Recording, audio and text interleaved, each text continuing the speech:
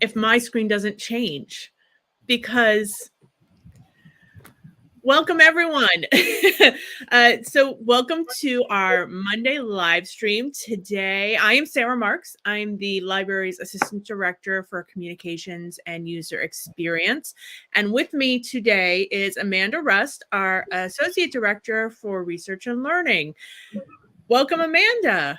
Hello.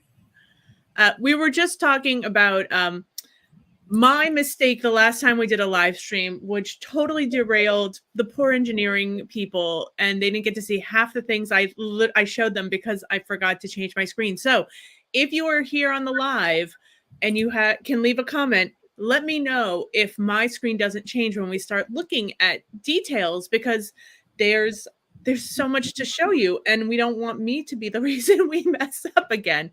Though, I mean, I hope we rolled well enough with it.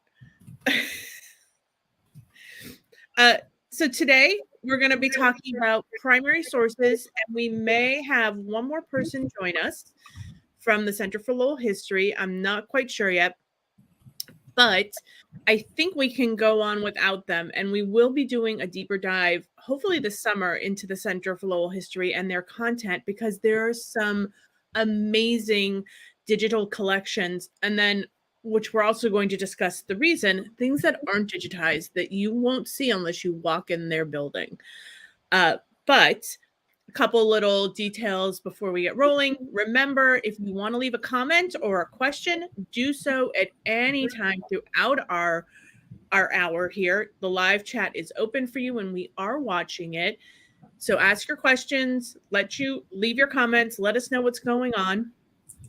And if you need to watch this later, it will be on our YouTube channel for everyone to watch anytime they want. And we've seen a lot of you coming back in and watching those videos. So we're really happy that you find this content engaging and important to the work you're doing. We hope we can continue to do that, which also, you can see it on the screen for the library webpage. We are running what we hope will be an annual survey. This year, we're talking about the library spaces.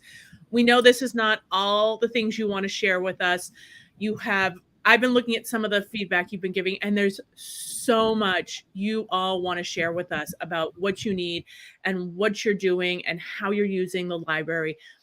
I personally want to know all of it, but that's a lot to ask of people. So we're just focusing on the spaces this year, the physical libraries, the center, Leiden, O'Leary, and how you're using that. So continue to leave your comments as you choose in the open notes sections. But this is why it is only about the space and not about, say, our content or the librarians or anything. Also, we will take compliments anytime. If there's some love that you've worked with extensively, that it's helped you, Rose, Kelly, Steph, I don't care. We'd love to hear that, because when we go to campus and we say we need these things, now we have you telling the campus we need these things. So please fill out the survey.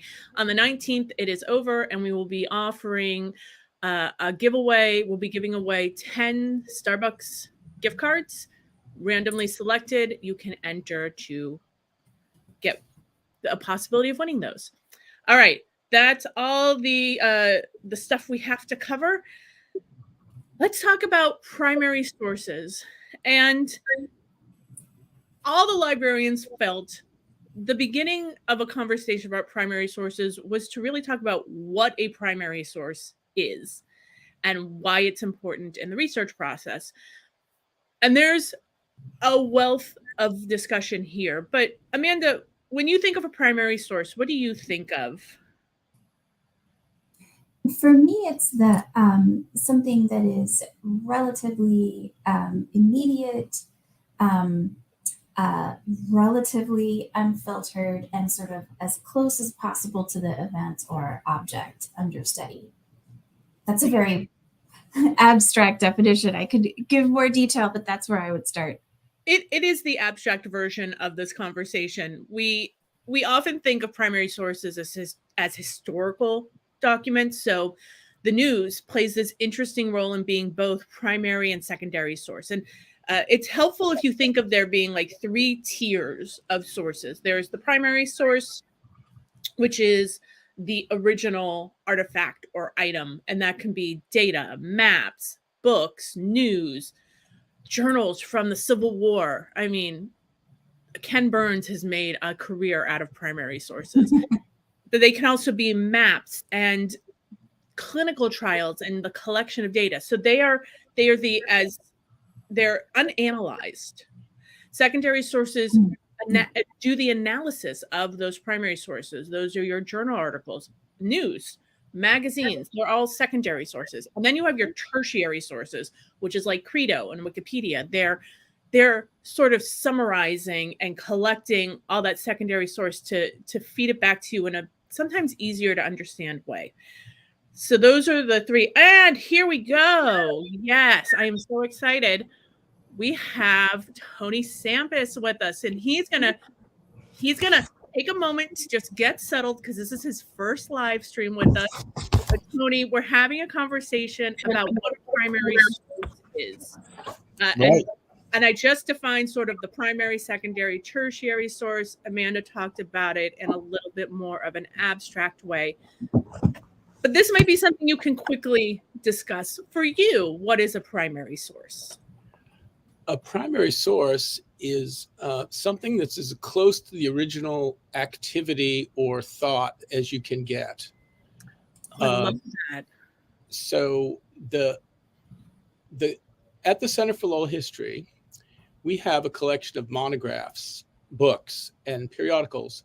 Those are packaged points of view. Every one of those monographs has a point of view, whereas if you get back to the original diaries or letters or newspapers, those original sources can be interpreted many different ways. So you can have an original primary source that a historian, a musician, a writer could all interpret differently. Yeah. And some of just examples of primary sources would be diaries, drafts of stories or drafts of history. We consider newspapers to be primary sources. That's kind of that's up for debate. But if you've got if there's a student working on a newspaper from the 1890s, we're going to let them call it a primary source. City directories. I'm trying to think of some of the really cool stuff. We have photographs are primary sources. And we have millions of photographs, only a portion of which have been cataloged or discoverable immediately, but they can be found. This brings up a great conversation in the world of data. There is this ongoing assumption that everything has been digitized. And when we get into archival spaces, that's a really inaccurate statement about what is out there. And both of you have a lot of experience with primary sources. Amanda, yours is a mix of archival and data management. Tony, you're doing a lot of city and campus archiving. When both of you think of the digital versus in-hand primary sources, where should people be turning to get what they can't find digitally? And how much is actually digitized? Well, you see, there's this expectation that everything's digitized. And to give you an example, the city directories are a very good example. Those are a city directory before telephones was a directory of all the folks that are in the city. And that was so people could find each other, find each other's businesses. And we have what's called the life cycle of the archival record. And when that directory existed, it had a practical use. Later on, as time goes by, that cycle turns to having the city directory be a resource for genealogists. Unfortunately, less than half of all the city directories are digitized because it takes funding and it takes doing the proper metadata. And it think about like a 1,000-page directory and every page taking a certain amount of time to do and make sure that OCR works. But there, at the same time, the public has this expectation that you should be able to find everything immediately. So we find ourselves caught in the middle a lot of the time. And we're working on it. You know, every year we get more things digitized. We've got like 5,700 odd things upload, 5,070 odd digital items that were mostly analog items that were digitized, although we have some born digital things uploaded to the Internet Archive. And a lot of those are primary sources that are citable and usable. I'm not sure I answered your question. No, but you gave a good insight into what it takes to digitize content. It takes money to digitize these old items. And, you know, you think you can just take a picture, but it's not that simple. Text readers have to be able to recognize text. Images need to be clear, and you need to be able to zoom. So you need high resolution images, and that takes a lot of storage. So you have to pay for storage. Like, we're talking about sustainability. Yes. And you can't, when John Fuda was here, I said, you can't think about digitization without thinking about money. Yep. Can't think about digitization without thinking of money. And we make these things freely available. So it's not like people are paying for the access to this the way we are with these secondary sources. Amanda, you have experience with some data management as well. And we're going to talk about data as a primary source a little later. But what are your thoughts on the freely available digital versus the things that aren't digitized yet? Yeah, I think with all of these, the answer, as you've both already pointed out, is it depends. Data from even 10 years ago can still be in paper or can have been digital and then disappeared, and maybe there's a paper backup, maybe not. Data that's currently produced now, much of it is digital or very quickly digital in some form or another. And I think in a lot of ways, the trick now is to find and organize and document the data that's out there. The US government produces, for example, like immense amounts of very helpful data, but some of it's on this website, some of it's on the other. They're working on bringing it all together, and every country kind of faces that challenge. So I think for current data, I think, the big questions are, does it exist, right? It might not have been gathered yet. That is certainly true. And then second, if it does exist, is it in a documented and reusable format, right? Do people include their data dictionary? Did they document exactly how they were defining adolescent in their data set, right? And then third, is it freely available? There are, of course, still some really expensive private data sources. And some of the companies that pull those together have been doing it for, 20, 30, 40 years, and they're not going to set it free anytime soon. And that's kind of understandable because they've done a lot of work on that. But I think there are also a lot of really expensive key data sources too. And then the difficulty there is getting access for our campus and community. And I think that when we're dealing with data sources, we also have to talk about bringing together data that isn't disparate sources. And there is SPSS, which is, I think, an antique at this point, but also still very relevant as a way to pull in multiple data sources so you can visualize the data and see how it interconnects with each other. And those come with pre-populated data sources, but the campus does pay for access, and IT can help you with that. But this content isn't always freely available, or the data might be freely available, but the tools to help you analyze it aren't. So there is complexity here, and we are working to get more solutions to these problems from the library, but we'll do deeper dives later.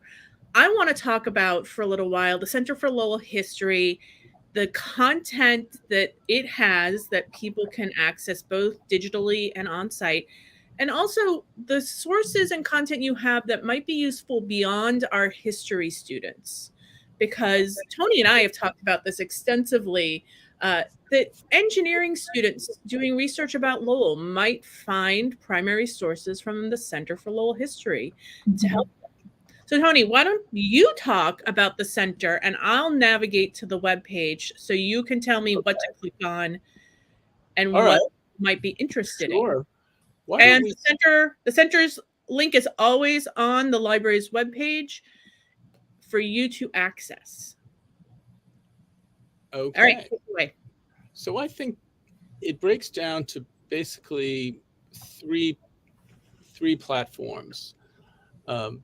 LibGuides is one, and the Internet Archive's another. So the LibGuides are searchable when you scroll down below regular hours, and you can punch in a key term, like you could put mill girls in there.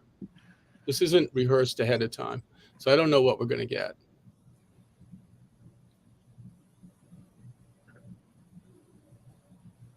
So this is interesting. What we have here, the first hit is a primary source.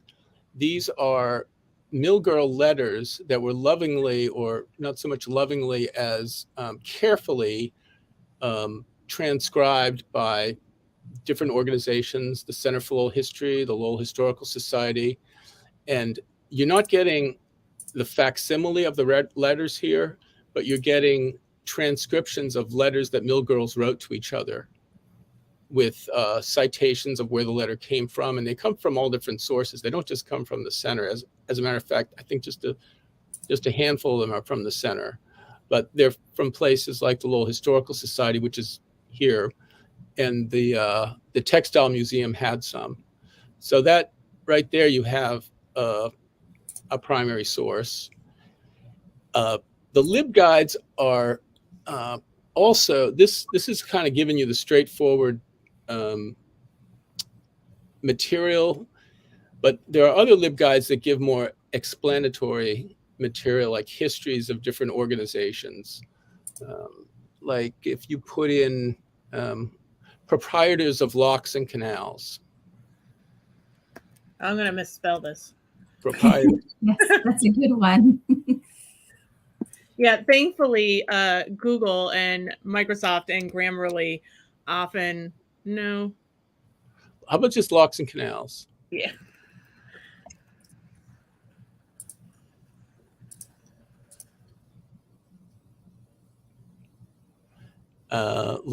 Do that. Library of Proprietors.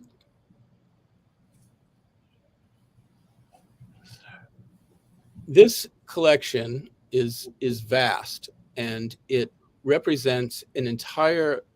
When they were building the Proprietors of Locks and Canals is the oldest incorporated organization in America, and it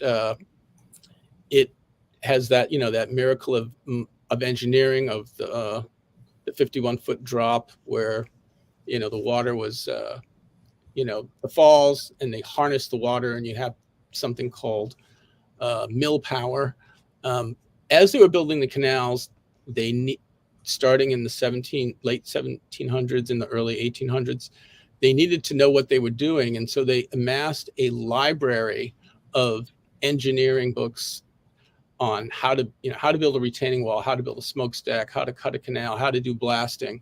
And this library survived intact with its own card catalog system that isn't Dewey or Library of Congress, and it's up there on the shelves. We've got about one range of it in WorldCat. The rest is all accessible through a card catalog. That's one part of it.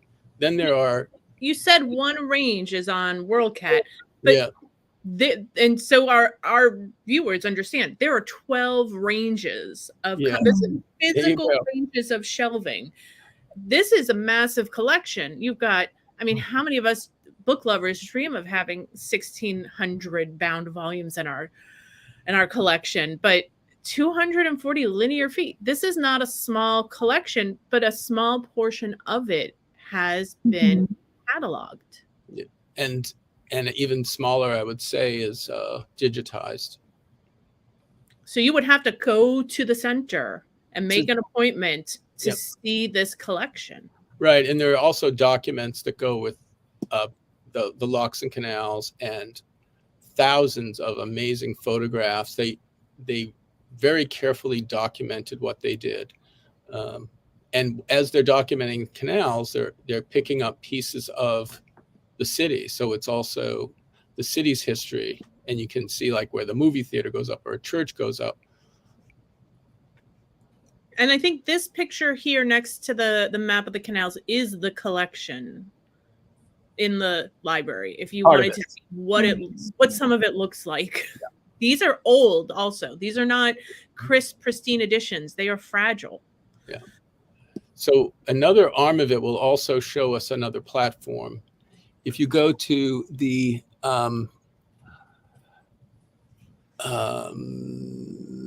it's a mecca. It's the art of the draftsman. Do you see the art of the draftsman somewhere? It should be the art of the draftsman. Should be there. There it is at the very bottom. Click on that. Art of the draftsman on the left. This gives you a sense of. There was an exhibit that showed the mechanical drawings that I'm sure would be interesting to engineering students, and we have thousands of these, and a lot of them are have been scanned and uploaded into Ameca, but that's a different link. If I followed the link to the Art of the Engineer book, is that nope? That's not a link. No. I'd have to look at it here. That's so small on my screen right now. I know. But these platforms interplay with each other. So you might be looking at one and not realizing you're looking at a different one. We do try to make these look as similar as possible. All right. It's also easier for me to look at my screen and tell you what to do. If you're in archival collections and it's got a pull down and you see finding aids, you see that? Hold on, let me get back to archival collections, finding aids. We had to break this up into different pieces of the alphabet. All of these are basically inventories of physical collections. These aren't even, there might be some digitized things on the front page, but these are pretty much all indexes, finding aids, descriptions of a physical boxes or a series of boxes.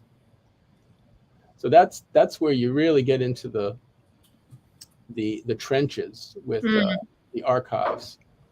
And this is where you can go in, like just pick a collection. You can go in there and peruse it.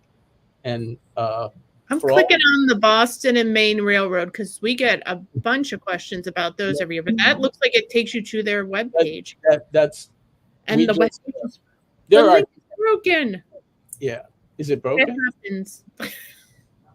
Let's go with Kerouac. Yeah, sure. That's a good example. Of content. That's a good one, considering that I've been working on that one for quite some time. And this upcoming weekend is the Town and the City Festival, so it's a perfect time. Kerouac. I want to be able to see what you're seeing, so give me a sec. I am on the beat scene. Yeah, that's one. This is like many things here at the center. This is a work in progress where we're trying to get at least a basic inventory and finding aid for all the different collections. And I like to, even though I'm finally there, right? I'd say there's another half dozen collections that haven't had a description written for them, but most of these are you see there'll be a description of what the collection's like, an abstract to tell you if you're a researcher, within the first 5 minutes or so, you should be able to read the abstract and know whether or not this collection is going to help you at all. So, as any good abstract should help somebody. So yeah. But I also like to put like if you look at the Louise Beckwith collection, I like to put an image to give you a sense of what's in there. And I try to pick representative images to show that you don't know this, but see that this collection was in a basement and it's kind of tattered and old. And that I think that torn clipping gives a sense of that collection. And that speaks to another issue within archival spaces, especially these are not items that are designed to last forever. We have to protect them. We have to take care of them, and we don't. We don't always do that. But even when we do, we're limited by the material. Yep. Some things aren't going to last no matter what you do. But I think that we forget that especially the farther back you go in history, the less likely you are to have archival information and thus accurate portrayals of life in those times, because we have nothing to show us what it was like. We have too much to show us what it's like. Well, yeah. I am excited for archivists in the next couple hundred years, and while I will not be around because it'll be hundreds of years later, I'm curious about how they will deal with the wealth of digital content, if they will even be able to access it. So Tony, we did two of the things I talked about. One's the LibGuides explain, and sometimes there's some primary sources digitized there or transcribed there, like with the Milgro letters. Then there are the finding aids, which are basically indexes of the physical collections. And the third thing would be digital collections, which you want to go to the pull down for. The one in the archival collections. Archival collections, and go to digital collections. And this is not very sexy. It's just lists of collections, but all of it shows you the 3 digital platforms we're on. We use the Internet Archive because it's free. I after having the rug pulled out from us numerous times about what platform we were going to use. We're going to use Digital Commons, and we had subscriptions to things and they changed their mind. Or we have Omeka, but then suddenly we had to start paying for it. With all this sketchy future for digital, I started building with Zach the Internet Archive, and we've got we had things there already from grants, but this, if you go to the homepage, go ahead and click the top one. I went to the Connectors website, the one about the student newspaper. Something that students sometimes ask us about, old editions of the Connector. You can go back to 1977 with this collection, even later, even farther back. That collection is there because I had a student sitting at a computer terminal for like 3 semesters scanning those newspapers. That's a work study created collection. And the thing about the student newspaper is the administration has their point of view. They're going to be the party line. The student newspaper has the alternate view, so that when there was some hubbub about the logo, when there was debate and ferment about our having an Indian for a logo, the administration is saying one thing and the students are saying another. So you get a really broad view. And also there's been other topics that you could only find in the Connector, and it's all the ones that we've done on a shoestring are keyword searchable. What we haven't gotten to is connecting the Connector with the Born Digital Connector. I put a link in the abstract, but we should be getting those PDFs brought to us at the end of the semester. We should be getting those so that we can put them in our repository, Yeah. and also figure out ways to link the metadata between the two collections, because it's analog and it's digitized analog and born digital. Yeah.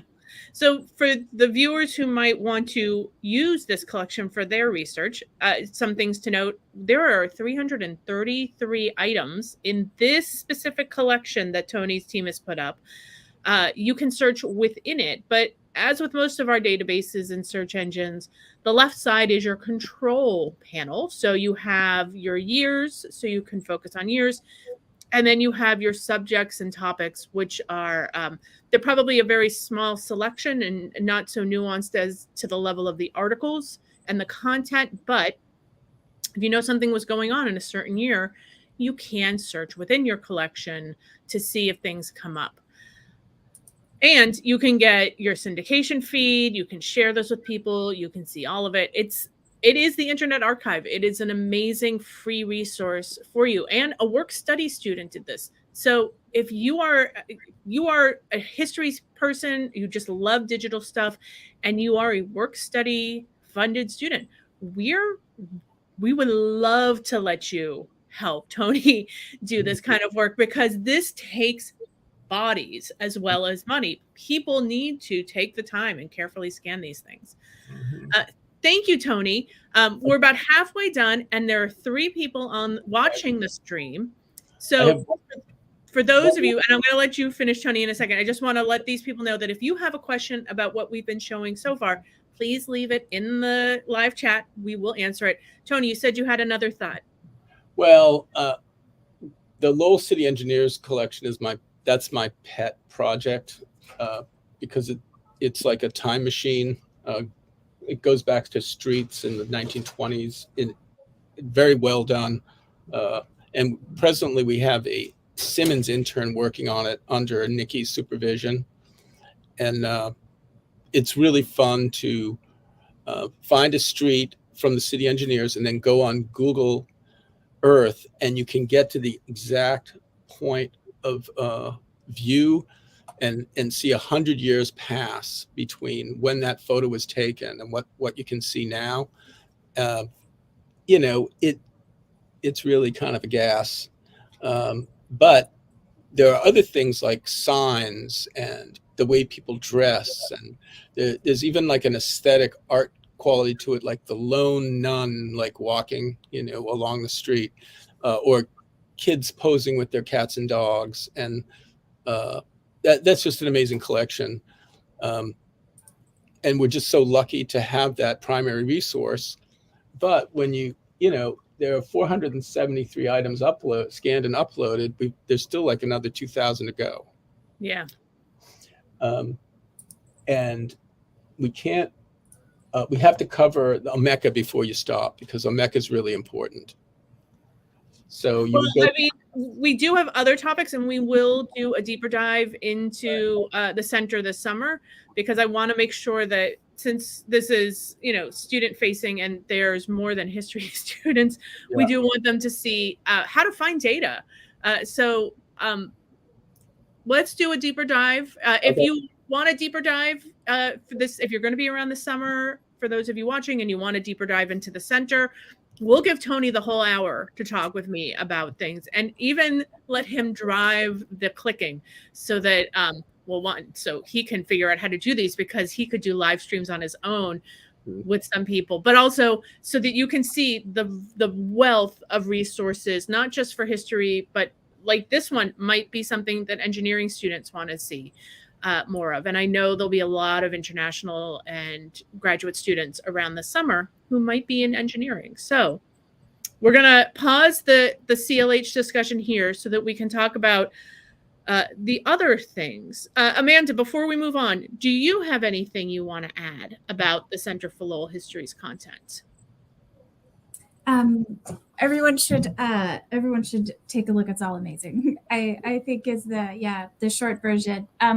And we talked about this a little, but I'll just kind of reiterate it as we wrap up.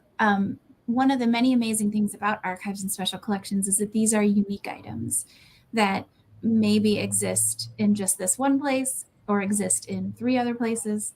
And you heard us talk about the idea of an inventory and a finding aid, and that is because these items have not been digitized and have not necessarily been kind of described item by item. So generally, the other, I think, take-home message there is that most archives are, if you find an inventory or a finding aid of something on their website, most archives are happy to hear from you. And, you know, if you say, this particular box looks like it might be relevant to my research, that's a great way to kind of open a conversation with an archive or special collections, is let them know that you've looked at their website, you've located something that you think is relevant, and most places are going to be thrilled to hear from you. So I think that's the other thing, is that kind of the magic of an archive or special collection is that there isn't necessarily information about everything that's in there, and it's not all digitized, and it's unique stuff that doesn't exist anywhere else. So when we talk about inventory and finding aid, those things are just there to describe the items enough so that you know, hey, maybe I should call these people. Yeah. And to be, I mean, we've talked about that this requires money and manpower, and often that drives what gets digitized, what somebody's willing to donate to, what somebody's personal interest is. But very often, if somebody says this is of interest to my research, that sort of ups the importance of digitizing it. And it might not all be digitized tomorrow for you, but if this is a long-term project, this might be something you participate in helping them digitize or getting digitized. We're helping describe.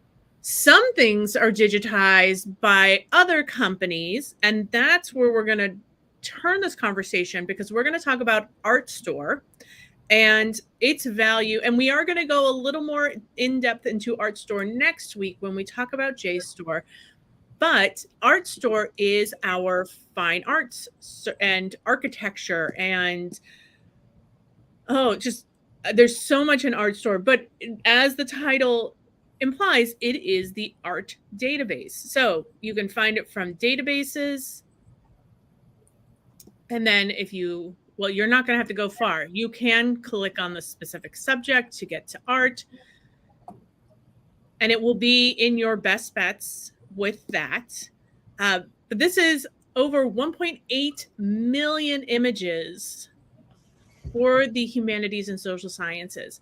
And this is created by the same company that makes JSTOR. And in the not so distant future, they will be merged together. But for now, they are 2 separate things. And you can create an account to save your images, but they have the high resolution images for you to use in your research. And I'm just gonna, you can search, but this bird painting is beautiful. Beautiful. And I want to click on it because I don't have a topic in mind, and it's been Earth Day. But this is a display that they have put together digitally. And of course, there are cookies. You can see that you can get their discussion, a variety of images. They do this kind of content to highlight certain events, certain art that they want to. It's their blog. But if you wanted to see the actual images, let's go to this one. No, it's not a link. Okay, let's go back up to the top. So we're looking at Luis Agassiz Fuentes. And if we wanted to find more, we can go back to ArtStore, because this is still their blog form. And we are now lost in the sea of backlinks. Let's start over. All right. Search ArtStore for our photographer and artist. And you can see this is a very aggressive that is wreaking havoc with my system. It knows that you're on a live stream. It does. It's a good thing I also know I'm on a live stream. as it repeatedly asks me to accept cookies, and I say, yes, I've accepted your cookies. Okay, Art Store doesn't want to work for me today.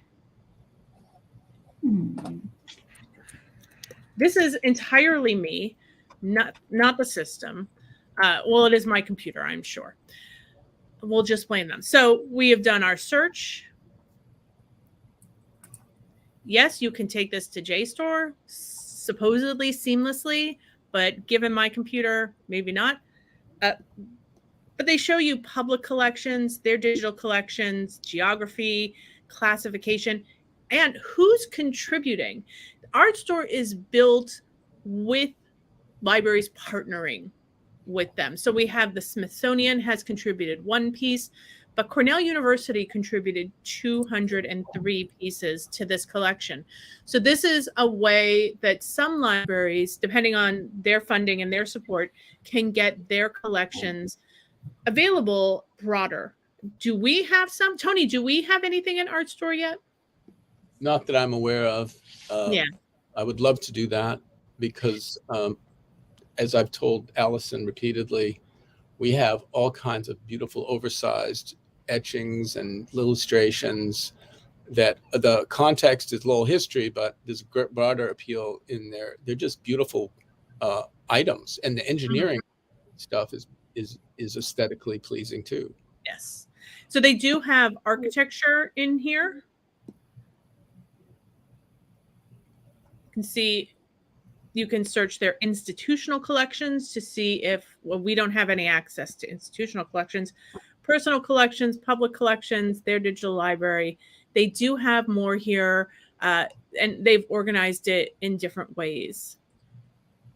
So we're going to do a deeper dive into Art Store next week, but I did want you to see that it is here, and it is a collection of primary documents. I can't wait to read some more. I want to get in there and just explore. Yeah. If you'd like to join us next week to discuss JSTOR and Art Store, because they are archival collections, both of them, you're welcome to join us. I'll make sure you have the link.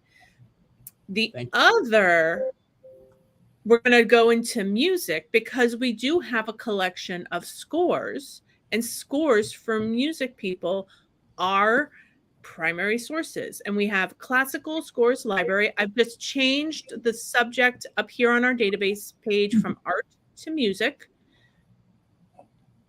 You have your secondary sources. Oxford Music Online is both secondary and tertiary in this weird way, maybe even sometimes primary.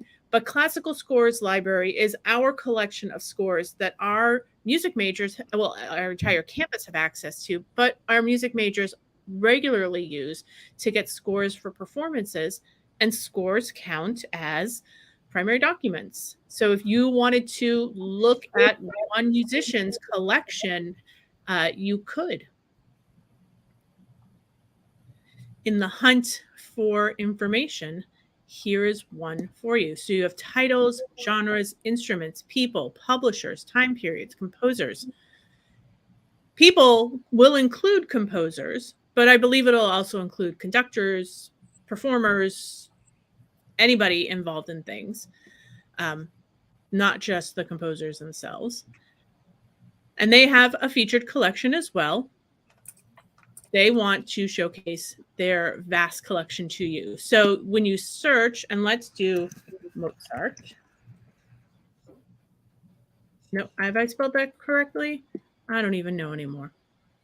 No, I haven't. Mozart?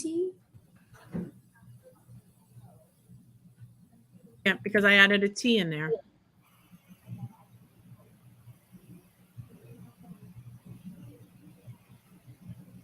And now there we go. So 647.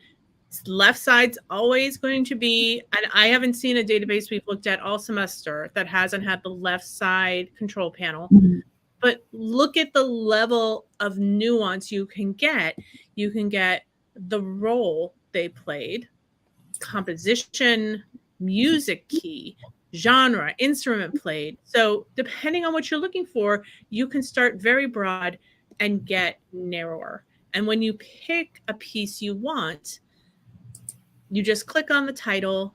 And these are very often the scans of somebody's printed score initially. These were not necessarily what we call born digital, which was like the PDF on your computer that you typed on Word and then saved as a PDF. Those are considered born digital.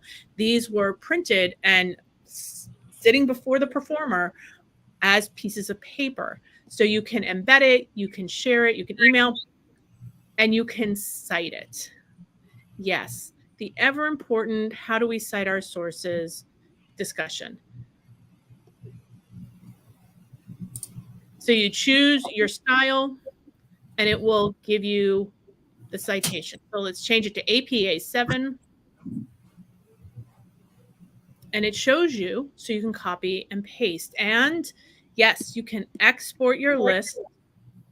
EasyBib, EndNote, EndNote Web, Mendeley, Reference Manager, Zotero. So remember, for those who have not been on a live stream and heard the long story about your citation and your citation style, we support on campus EndNote and thus EndNote Web.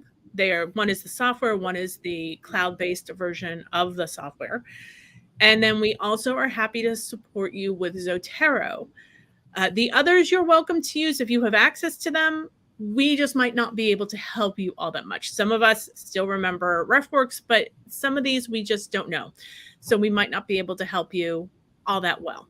But we will do our best. And very often we're going to figure it out with you. So you can collect these citations for yourself. And of course, this can be copy and pasted into your paper. Always proofread your citations to make sure that the proper things are capitalized. That tends to be the problem. But these citations are here to make your life ever so slightly easier. Next, before we move on, anything about ArtStore or the classical scores that either of you would like to focus on that I should navigate to? I don't know if we need to navigate to it, but I mean, you maybe heard us all say ArtStore very excitedly. There really are images in there that are from sort of relevant to all different kinds of disciplines. Mm-hmm. So I would say the name ArtStore it started as something to store images of art and architecture, but it's really grown so much. So I would say to definitely not forget about it in broader disciplinary research as well. Mm-hmm. The name makes it sound much more narrow than it is. Yeah, and I think that when it does get to be part of JSTOR, I think that it'll connect better with the vast collection they have. But there's much more here. I think I had a friend who was building a library once, and she just sat in ArtStore for days looking at buildings to decide how they wanted to inspire their architects, because there's so much architecture imagery and documents in here. All right. Next, we're going to talk about federal data sources, because this is not just valuable to the government and political science students.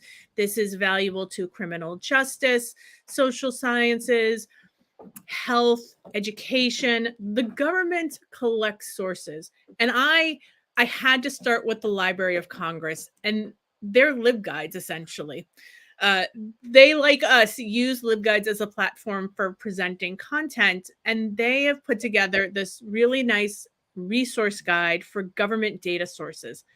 But even they know they're not the be-all end-all of government data. That's data.gov. They are the best place to find as much of the U.S. federal government's data as they can get together. And it's not perfect, and it's not necessarily easy to use depending on what you're looking for, but it is their solution to this data problem. And there's just like a few little things that are going on around data. When health researchers or science researchers get federal money, they're increasingly expected to make their data available, the clinical trials, their experiments, their surveys, whatever they did to collect data for their articles, they're being told to turn around and make it available so that it can be used to replicate their research or to collect in other ways to combine with other people's research. But it's not always easy to find. And sometimes it's put right on these government agency web pages. And sometimes it's hidden on somebody's hard drive that you could ask them, can I download it? But the federal government itself also collects data. There's a lot of problems with bureaucracy, and I know everybody has their own feelings about the federal government, but this is something they do exceptionally well. So if you're looking into careers, you can find data about your potential income with those careers, or what your job prospects might look like. If you're doing health research, you have all of the health collected data available to you, and you just have to find it.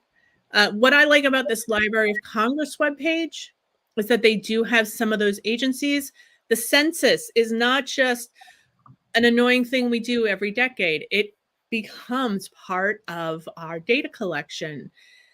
Bureau of Labor Statistics talks about what's going on. Child statistics from the family, the Federal Intricacy Forum on Child and Family Statistics publishes their annual report talking about what data they have. The Department of Education collects data. FedStats has disease control and prevention. The CDC provides data. If you were ready to do a deep dive into the pandemic and health, there's data available to do that already. So it's just a matter of you diving deep and taking the time. This is probably going to be a lot more labor intensive than you might anticipate, because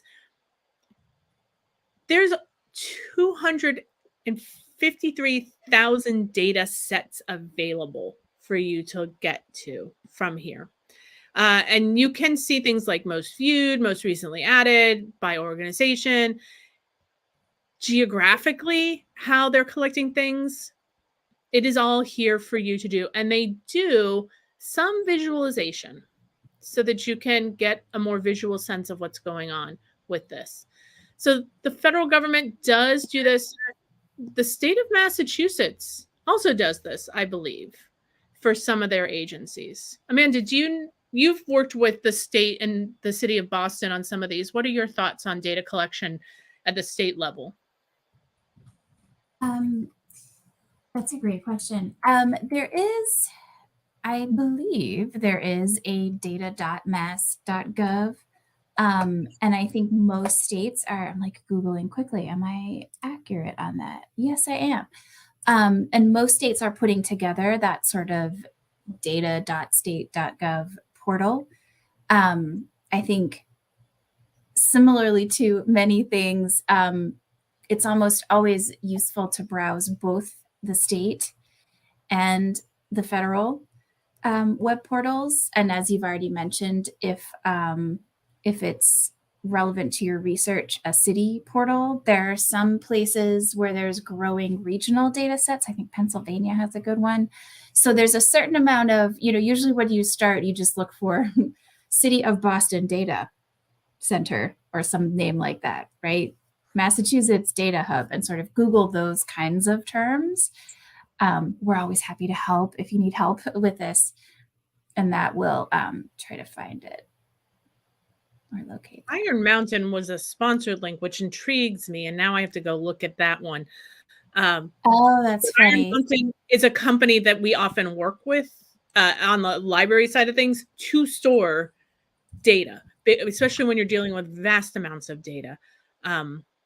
But you can see that Massachusetts does collect it. I know the city of Boston has an amazing civic data program that you can actually get trained to use periodically. They run these trainings so that you understand how all of this can be connected together, especially for a visualization of content. So there is more and more discussions about civic data, the sense of the data around our civic institutions that we don't realize are collecting. Like, where are the trash cans in the city of Boston how many of them are like the big belly ones that compress the garbage? And where are they? And how frequently are they collected? Like, this data exists. If you're making state and city level decisions because you're in policy development or you're in state or local governments, there's data to help you make these decisions. And if you are doing a project around that kind of work, this is available to you for more resources. I was also suggested by the librarians to remind people about health research and science research in their databases around clinical trials and experiments. We are in the last 5 minutes, so I do just sort of want to mention that these things exist. If you're in engineering, there is Novel, where you can find the functions and the standards. Patents are considered primary documents. Maps are considered primary documents. And you do have to cite these. The Library of Congress, because they're amazing. I love them so much. You might not love Congress, but you should love the librarians who support them. They have MLA information for citing sources from primary documents. So if you Google citing primary sources and then you put in the style you want, it will help you find them. Because while the databases might make it very easy for you to find your citations, that's not necessarily the case for an archive. These take a lot of time to create, just the collection. So telling you how to cite it would take even more time. So we don't always get to find those easy citations outside of these private subscription-based collections like Art Store and Grove and such. Tony, you have a thought? Citations? I think we should do a live stream dedicated to citations, and the center is working on a LibGuide to make it easier and more user-friendly.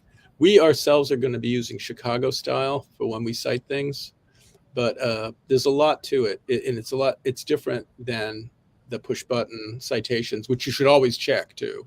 Yeah. I mean, we talked about doing one this semester, and then we realized that every month had a day off and a Monday. So that might be a good one for the summer, considering the growing collection. And does the Center for Lowell History have maps, since maps are primary? No, we have a lot of maps and atlases, and it's one of our most dynamic resources. Do you want to show them? We will do that on our deep dive, because if you go to atlases in the pull down, that original pull down, we're constantly, well, not constantly, but we're regularly adding any maps we find either here or in Library of Congress, so that it's a kind of one-stop shopping for atlases and maps. And there are also thematic maps like ethnic neighborhoods and things that show different demographics that we're going to be doing. That's awesome. So we have 2 minutes left. So I'm going to do the wrap up. Thank you both for coming and sharing your thoughts and showcasing some amazing resources. Tony, always ask for help when you need it. That is why we are here. That is our goal, is to get you everything you could need to complete your assignments. It is the last few weeks of the semester. I think it's literally maybe the last week of the semester. So we know you're in panic mode. So ask for help. Ask a librarian. Always available for email. Live chat is available in the evenings, Monday through Thursday. Now I think on both campuses at Leiden and O'Leary, there is a librarian available to talk to you in person. But the Center for Lowell History has its own help support. Carissa, who is amazing and underappreciated in general, as much as we do try to appreciate her, she is still underappreciated. But they have their own contact with a support system so that you can email them your questions and get answers. And when you searched the LibGuides, remember Tony you mentioned that you can search here, so we can do Lowell Sun. I think I did sub because I'm ready for lunch. When you search for the Lowell Sun, it's right there. It's picking up the FAQs, not just from the library, but from the center's collection of FAQs. So you're getting there's the questions that they get frequently asked, which is always, how can I access the Lowell Sun? I think you get that a couple times a semester. But their team might take a deep dive to help you and take a little longer in their responses, but they find gems. What we were talking about, we got a question on Facebook the other day about the cemeteries and how the Archdiocese is now making people pay for cemetery research. And Tony was like, this is where it is now, and we're fixing this. We're working on it. It'll take some time, but we're trying to get this content out there available for free again. So we can't always provide you with the handheld answer that you want, but we can tell you what's going on with things. And Carissa and Tony and Nikki and the interns and the work study students, and they're all working on these projects to help get you the answers. So do not hesitate to reach out to the center when you have a primary source question or something about the Center for Lowell History that you want to know about. They're here to help you just as much as our research and learning team are. We're wrapping up. We're done. It's lunchtime for some of us. It's take a break time for the rest of us. After this is over, please feel free to leave your comments and questions. I will be checking. I love YouTube. I love watching things happen on YouTube. So I am always paying attention to our YouTube. And next Monday, we are talking about JSTOR and ArtStore. Tony, you are welcome to rejoin us. Amanda, as always, you are welcome to join, and as is anybody from our research and learning team. So bring your lunchroom. Bring your questions about JSTOR. If you have something you want us to look in specifically because you are panicking and it is your assignment and you need some articles, we'll use your examples. Give them to us, because an example that benefits you is better than one that I'm interested in. Have a great week. Good luck with your exams. Good luck, everybody. For them. Thank you again, Tony and Amanda, and we'll see you next week.